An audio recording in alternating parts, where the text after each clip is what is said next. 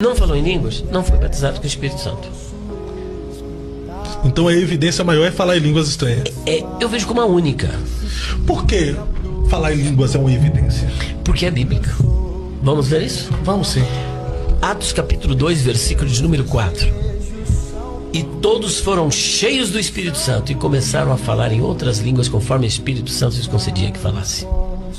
Atos capítulo 8. Filipe está num grande avivamento em Samaria e depois ele tem que ir lá para a estrada de Gaza, mas está num avivamento em Samaria e as pessoas, ali acontecia cura, acontecia milagre, estava acontecendo de tudo, pessoas eram batizadas nas águas, mas ele percebeu uma coisa, que ninguém era batizado com o Espírito Santo.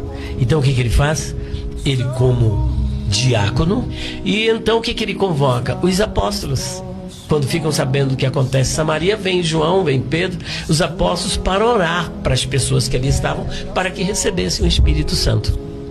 Ali não é dito que eles falaram em línguas, mas como a evidência é essa, e eles receberam o Espírito Santo, então, pelo contexto, nós sabemos que eles falaram em línguas.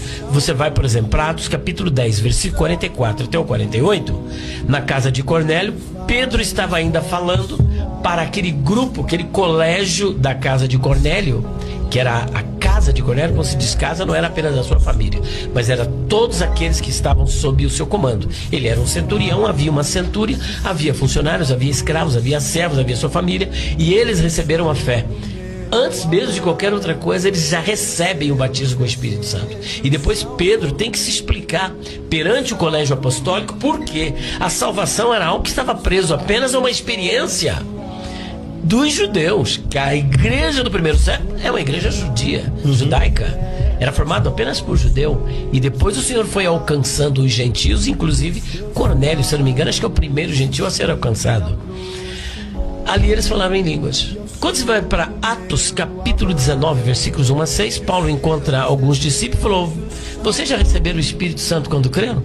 Falou: nós nem sequer sabemos que existe Espírito Santo. Então com qual batismo vocês foram batizados? Fomos batizados no batismo de João. Na verdade, João batizou o batismo do arrependimento apontando para aquele que vocês haviam de crer. E eles ouviram a palavra. Olha só, aqui quebra esse paradigma da teologia e da visão reformada calvinista de que batismo com o Espírito Santo é batismo no corpo de Cristo e que isso acontece quando você crê. É verdade, o batismo no corpo de Cristo é quando você crê. O Espírito Santo pode acontecer junto? Sim, mas o batismo com o Espírito Santo é uma experiência diferente.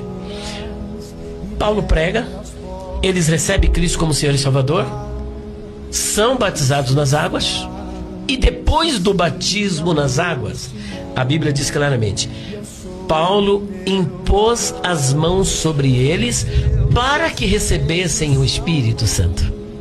Ora, se o batismo com o Espírito Santo já é uma experiência em que é o batismo do corpo de Cristo, é quando você crê, eles creram, eles foram batizados nas águas, eles foram batizados no corpo de Cristo.